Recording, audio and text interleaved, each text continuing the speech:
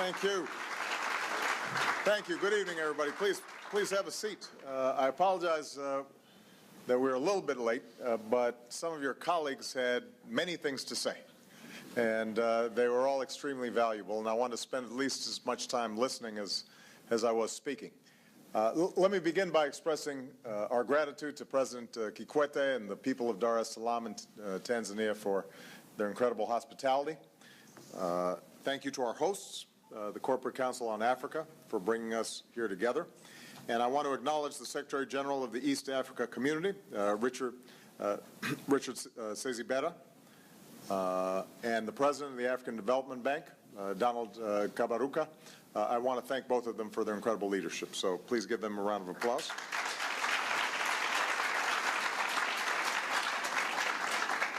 And I want to welcome all of you who've come from across the region: Kenya, Uganda, Rwanda, Burundi, and beyond, including the United States.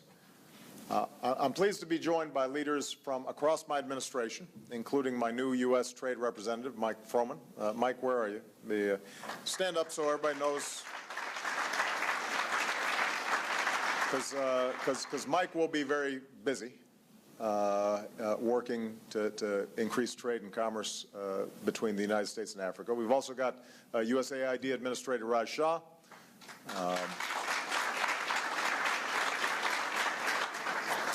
We've got a son of Ethiopia who achieved great success in America and now leads our Millennium Challenge Corporation, Daniel Johannes. And President of the Export-Import Bank, Fred Hochberg. Director of U.S. Trade and Development Agency, Lee Zack. And our Executive Vice President of OPEC, Mimi Ali-Meyer. Now, we just had an opportunity to have a terrific conversation with some of you about what we can be doing together to promote investment between our countries and economic growth here in Africa. And that's what I want to just speak on briefly today. This is my final leg of my visit to Africa. And at every stop, one of my main messages has been that even as this continent faces great challenges, there's also a moment of great promise for Africa. And it's a tribute to the extraordinary drive and talents and determination of Africans all across the continent. So yesterday in Cape Town, I said that I believe this creates opportunities for a new kind of relationship between the United States and Africa, a partnership rooted in equality and shared interests. And it starts by building on the progress that we're seeing and empowering Africans to access even greater economic opportunity. And that's a worthy goal in its own right, but I'm also here because in a global economy, our fortunes are linked like never before. So more growth and opportunity in Africa can mean more growth and opportunity in the United States. And this is not charity. This is self-interest. And that's why a key element of my engagement with Africa and a key focus during this trip has been to promote trade and investment that can create jobs on both sides of the Atlantic. And I believe we can accomplish that because we've got an enormous opportunity to unleash the next era of African growth. And many of you know it better than I because you're at the forefront of it. So Africa is home to many of the world's fastest growing economies. Sectors like retail, telecom, and manufacturing are gaining speed. And here in East Africa, over a decade, the region's economy quadrupled. The world's investing in Africa like never before. In fact, we're close to reaching a historic milestone where foreign aid to Africa is surpassed by foreign investment in Africa. And that's great news. And that growth is changing lives. Poverty rates are coming down. Incomes are going up. More Africans are joining a growing middle class. African consumers are spending more and creating new markets where we can all sell our goods. So I see Africa as the world's next major economic success story. And the United States wants to be a partner in that success. That's why OPEC has tripled its investments in Africa, from hospitals in Ghana to biomass power generation right here in Tanzania. We launched a campaign to encourage more American companies to do business here. And we've increased the value of our financing and support for trade and investment dramatically to more than $7 billion. And we've seen progress. Over the past decade, under the African Growth and Opportunity Act, African exports to the U.S. have surged and support jobs across the continent. Our exports to Africa have tripled, with Caterpillar, for example, from my home state of Illinois, selling mining trucks to Mozambique. Boeing's selling airplanes to Kenya, Kenyan Airways. America-made solar-powered water treatment systems sold in Senegal and Cameroon. They're supporting jobs back in Pennsylvania. So we're making progress, but we're here because we know there's a lot more work that has to be done. There's a lot of untapped potential. The entire GDP of sub-Saharan Africa is still less than $2 trillion, which is about the same as Italy. Our entire trade with Africa is about the same as our trade with Brazil or South Korea, countries with a fraction of Africa's population. Of all our exports to the world, only about 2% goes to Africa. So I know we could be doing much more together. And let me suggest a few ways where we can make progress. First, to keep our trade growing, we need to renew AGOA. But we've also got to make some decisions about how we can make it more effective. Today, the vast majority of our trade with Africa is with just 3 countries: South Africa, Nigeria, and Angola. We need to broaden that. We need to make sure more Africans are taking advantage of the opportunity to export to the United States. And one of the best ways to do that is to make sure more African goods can compete in the global marketplace. And that means more opportunities for small and medium-sized companies and entrepreneurs and merchants and farmers, including women. And so I'm pleased that Mike Froman will kick off this process at the next AGOA forum next month in Addis. But let me be candid. Improving AGOA is not going to be enough. The real answer to unlocking the next era of African growth is not in Washington, it's here in Africa. And during the discussion with business leaders, we've got some terrific ideas about how we can release that energy. First of all, African governments are going to have to take the lead. Not because the United States says so, but because that's what works best. And for those willing to do the hard work of the necessary reforms to create a vibrant market economy and business environment, the United States is going to be a steady and eager partner. So, for example, the vast majority of Africans working in agriculture, that's potential that has not been fully tapped. So we need country-led plans that can attract private capital, so we're boosting the income of small farmers, which can fuel broad-based economic growth and lift 50 million Africans from poverty, putting some money in the pockets of the agricultural sector, small farmers, small shareholders. Suddenly you've got customers for a whole range of products, and that gives additional opportunities for African manufacturers or telecom companies or insurance. Tajani, he always wants me to talk about insurance. Yeah. For the overwhelming number of Africans who are young, we've got to make sure that they've got skills and the networks and the capital to realize their ambitions. So that's one of the reasons I'm announcing the expansion of my Young African Leaders Initiative. So we're investing in the next generation of African leaders in government and nonprofits, but also in business. We know that it has to become easier to do business in Africa. This is something that we had extensive conversations about, and all of you know this better than anyone. You've figured out how to work around the constraints, but we need to tear down these constraints. It still takes way too long, too many documents, too much bureaucracy, just to start a business, to build a new facility, to start exporting. And one of the useful comments that came during our discussion is, if we're going to, for example, build a lot of power around Africa, we can't have a 7-year time frame for building a power plant. We've got to move. Things have to go faster. And government can have an impact on that, for good or for ill. So as part of our partnership for growth, we're working with countries like Tanzania and Ghana to make sure rules and regulations are encouraging investment, not scaring it away.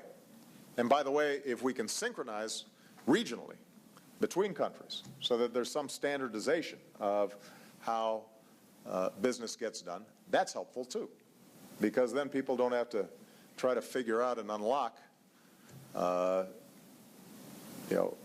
different bureaucracy and a different system and different paperwork for even the most routine tasks. We know that strengthening good governance is good business as well, and this is something that I've been emphasizing throughout my trip with leaders and with citizens in Senegal and South Africa and now in Tanzania. No one should have to pay a bribe to start a business or ship their goods. You shouldn't have to hire somebody's cousin who doesn't come to work just to get your job, get your business done. You shouldn't have to do that.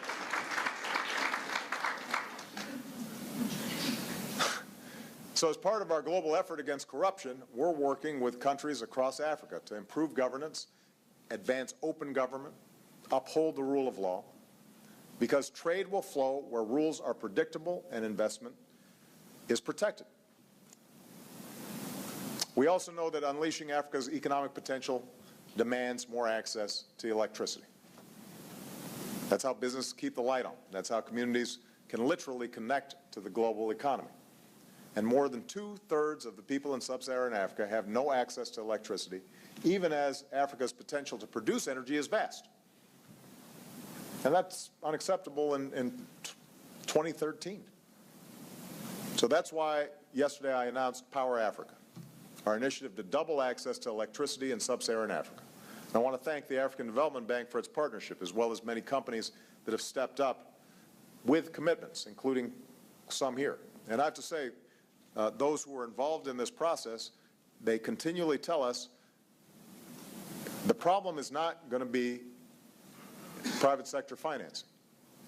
The problem is going to be getting the rules right, creating the framework whereby we can build to scale rapidly. That's what we're committed to doing.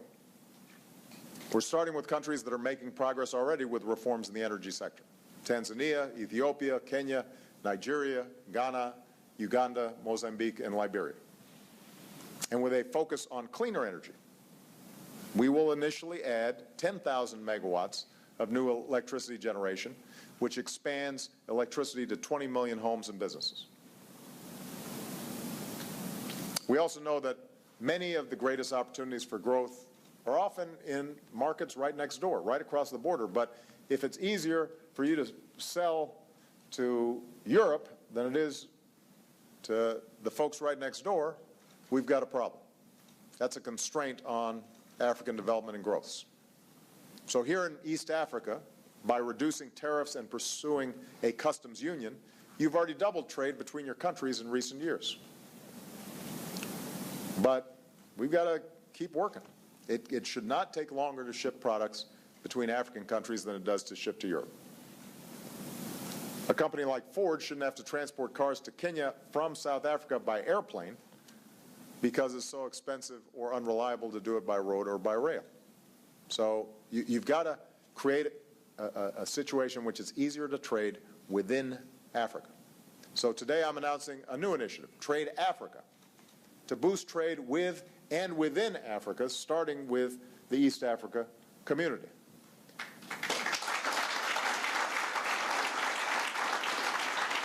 And as part of this effort, we'll negotiate a regional investment treaty with the EAC. We'll launch a new program to facilitate trade by focusing on moving goods across borders faster and cheaper. We'll work with the countries involved to modernize customs, move to single, more efficient border crossings, reduce bottlenecks, reduce the roadblocks that stymie the flow of goods to market. And we're focused on specific goals. So moving goods faster between ports like Dar es Salaam and Mombasa to Burundi and Rwanda in the interior. Or reducing the wait times that truckers endure at the border. Increasing East African exports to the United States under AGOA by 40%. And not simply increasing trade within East Africa, doubling it. That's our aim. Those are the goals we're setting for ourselves under Trade Africa and here in East Africa. And we intend to be, we intend this to be the foundation for similar progress regionally that we can do across the continent in years to come. And finally, we're going to sustain our efforts. I'm making this trip early in my second term because I intend for this to be the beginning of a new level of economic engagement with Africa. So I'm announcing today that my new Commerce Secretary, Penny Pritzker, will lead a major trade mission to Africa in her first year. My Treasury Secretary and my Energy Secretary will come to the region as well. We will bring American investors and businesses together in a major conference on doing business in Africa. Other American trade missions next year will focus on forging new partnerships in agriculture and energy and infrastructure. So across the board, we want to step up our game. And the bottom line is this. I want to make sure we're doing everything we can to encourage the new growth we're seeing across Africa and more trade between our countries. And that's what your companies represent. That's what the incredible young men and women from across Africa who I met at our town hall in Soweto represent. You know, I was hearing their stories and the impact they're already having and listening to their hopes and seeing their determination to build their lives and their communities and their countries. And it just reinforced everything I believe about Africa and its people. If people across this continent are just given a chance, if they're just empowered with the skills and the resources and the capital, and government is accelerating and advancing their opportunities as opposed to being an impediment, they can achieve extraordinary progress. And that's what I believe, and I know that's what you believe. And that's why the United States is going to keep investing in efforts that unleash that potential. And its greatest natural resource, which is its citizens. When we do, I'm absolutely convinced it won't just mean more growth and opportunity for Africa. It'll mean greater prosperity for the United States and indeed the world. So thank you very much for participating. Appreciate it. Thank you.